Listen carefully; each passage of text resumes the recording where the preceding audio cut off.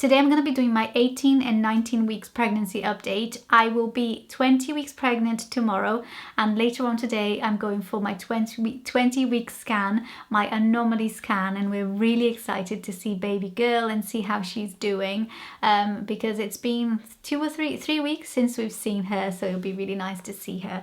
But I thought I would update you on what's been happening over the last 2 weeks. I have stuff written down here from symptoms and things that happened in the last 2 weeks. So I'm going to start with week 18. So in week 18 I had my first consultant appointment. I will leave a playlist below of all my pregnancy updates in case you haven't been following and you don't know what I'm talking about. But this pregnancy of mine is considered high risk because during my previous pregnancy in the 3rd trimester I was diagnosed with preeclampsia. So when I went into this pregnancy, I was labelled high risk and put on consultant-led care. My preeclampsia last time wasn't too severe. It was diagnosed at the end of my pregnancy when I was 36 weeks and 6 days pregnant. So I was induced at 37 weeks, which was the very next day.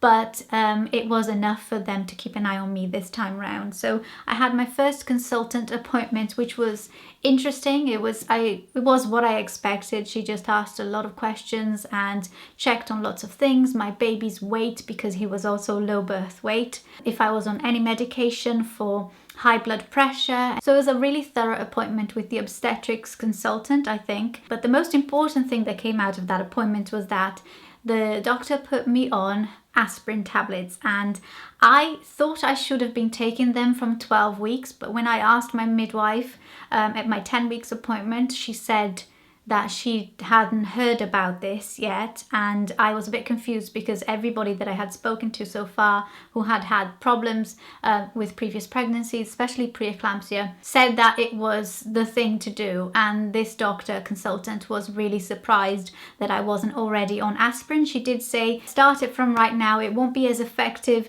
as if you would have been taking it from 12 weeks because I was now 18 weeks, but she said it's still better to take than not to take it. It's something to do with making your placenta stronger and just keeping your placenta healthy for the whole of your pregnancy. So I'm on aspirin tablets. It's only very mild, almost like infant aspirin, and I take 1 tablet a day. She also booked me in for 4 scans. So when I'm 24 weeks, I will go for a scan of my blood vessels, I think. I'm not really sure, but they just want to make sure that they are relaxed and that they are not distressed, because that will mean that my blood pressure is, being affected again. She seemed very confident that this time around I'm kind of safe. She said that the chances of me getting preeclampsia right after having had preeclampsia are quite low, and also because my 2 pregnancies were close together. I only had my baby 17 months ago,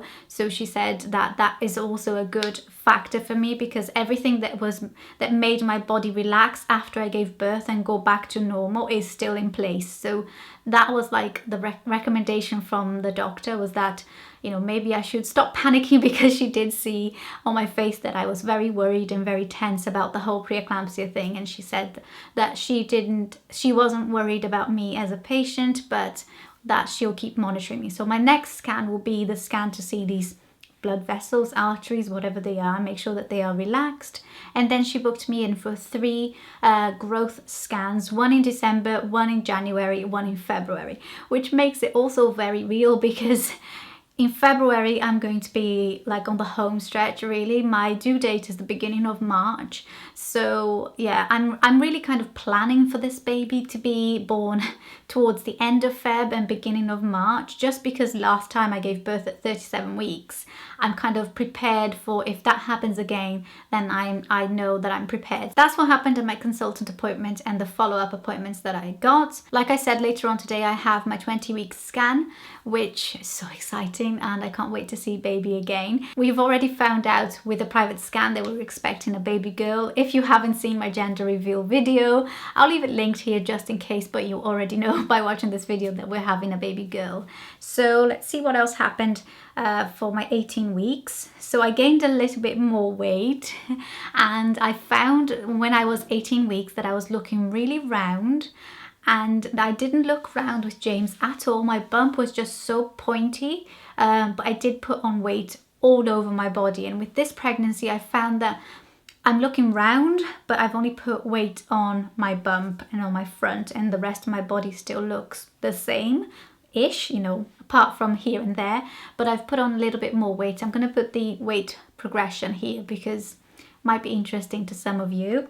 And yes, I've been feeling more little gentle kicks since last time. She's still a very gentle kicker, and that's because my placenta is at the front. And when your placenta is at the front, it kind of cushions the movement. So that's what I've been told. You don't feel the kicks as strongly in the beginning as you would if your placenta was posterior or at the back. My placenta is anterior. So that was basically what happened during week 18. Now for week 19, which it has been this past week, the main symptom is that there's been no more morning sickness, no more nausea, well, barely any nausea, ever so slightly. When I wake up, I feel a bit nauseous, or if I eat a big meal, but you know, just nothing compared to what it was like in the first trimester and in the first couple of weeks of the second trimester. It makes my life so much more pleasant, and the people around me have noticed how much more pleasant I am without all the nausea and morning sickness.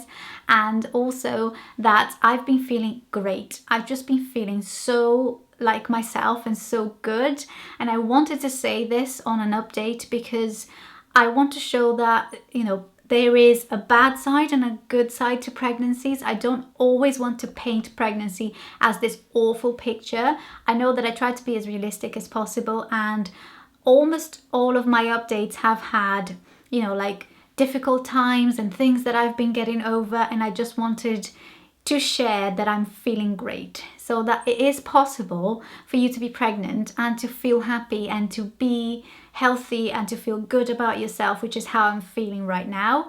And it's just an amazing feeling, and I'm so glad that I get to experience pregnancy in a different way this time, because my last pregnancy, it was just difficult. It was morning sickness was hard work for 24 weeks, then nausea was hard work for the whole of my pregnancy, and heartburn and all of that. And this time I just feel like I got over, you know, the bump of the nasty symptoms, well, for now really, much quicker. So I've been able to enjoy spending more time with James and playing with him and jumping and taking him to the park and looking after myself, putting on makeup and looking after my husband, and just having a jolly good time during pregnancy. And I'm feeling okay about my body this week. I was a bit down about it last week because I felt as though I put on a little bit too much weight. But this week I felt like, you know, I've come into my own shape, and I look at my bump now and I'm so in love with my bump.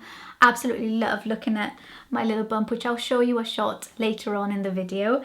What else happened this week? Not much heartburn, which is great, absolutely great.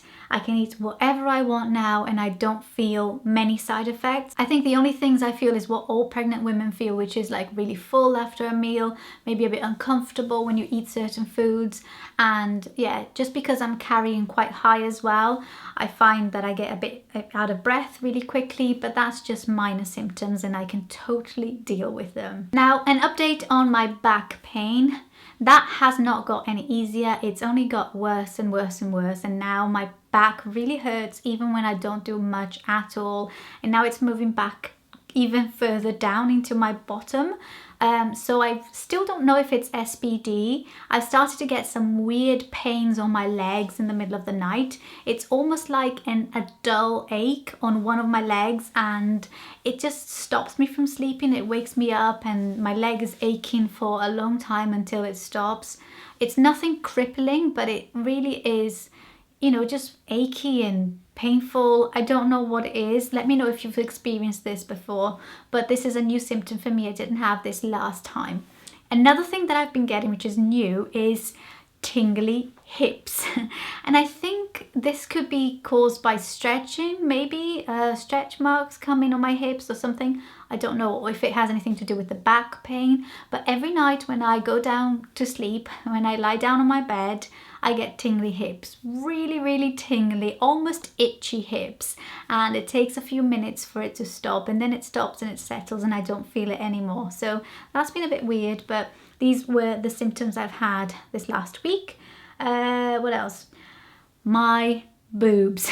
Oh my god, my breasts have gone really big and veiny. I normally have big boobs anyway, but after breastfeeding they just deflated and they went, you know, really, well, not really small, but much smaller than they used to be. But now they're so full and so plump, and I kind of like it because I never used to like my boobs when they were naturally big before having a baby.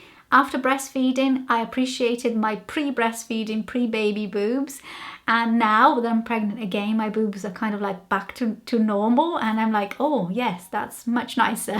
But they are really veiny. And yeah, that's just, you know, the extra blood flow and milk, whatever production is happening there. In terms of kicks this week, baby girl, she only kicks if I don't touch the bump or if my husband doesn't touch the bump. She doesn't like it when we touch the bump. She goes really shy and doesn't kick at all. As soon as I take my hands off the bump, she will kick up a storm, and she's starting to get really strong now. I can feel her in lots of places around my stomach. I think she's got so much room to move yet because she's still little in there, and I can feel her low, I can feel her high up, one side, the other side. So she's a bit shyer than James. He used to kick a lot more if we touched my belly or if I was like giving him attention and talking, and she is just really shy so far. What else have I got here? I'm carrying at the front and round. That's what I wrote. And that's how I'm feeling. I'm carrying all at the front, and I feel like I'm like a little football at the front. Super tired because toddler not sleeping. Yeah, my little boy doesn't want to sleep very well, and he's going through a really tough sleeping phase. So I'm feeling really tired in the day and drained, and it gets to like early evening and I'm absolutely exhausted. Like my eyes feel really heavy and tired. There was one particular rough night that we had where he woke up at midnight and he would not go back to sleep until 4:30 in the morning, and the whole time he was awake he was crying, he was upset, which is the worst. If he was settled, it's hard but it's manageable, but because he was so upset I was just like really distressed and didn't know what to do. I tried everything, tried changing his nappy, giving him water, giving him food, taking his temperature. So it could have been that he had, I don't know, maybe he was hot or cold or had a headache or tummy ache, whatever, but it's affecting all of our sleeps, and I think it's affecting me the most because being pregnant, you're just tired as it is, and I'm not getting much rest. So that's something that's been tricky this week, has been sleep. And the last thing that I wrote here is just generally feeling great and liking myself. Yeah, so basically it's been a good week, and I hope that I have more weeks like this before I get into my third trimester and start feeling really huge and heavy and cumbersome. I'm still small enough that I can do lots of stuff. I can bend down, I can lift my legs up, I can do, you know, a little bit of running after James in the park, and I don't feel completely out of breath, and I'm just enjoying this so much. So now I'm going to show you my bump. So this is my 19-week pregnant bump, and like I said, I feel like I'm so round and high, but yeah, I feel so in love with my bump at the moment. By the way, everything that I'm wearing is maternity, and it's from H&M. This top is H&M maternity. It's nice and stretchy, and the leggings are also H&M maternity. They go over the bump and they're really comfortable, and they fit really well. So that's everything that I had to share for my 18 and 19 weeks pregnancy update.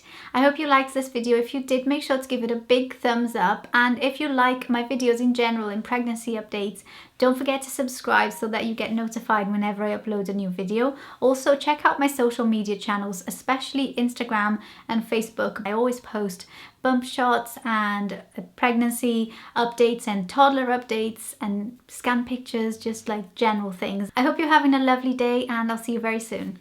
Bye.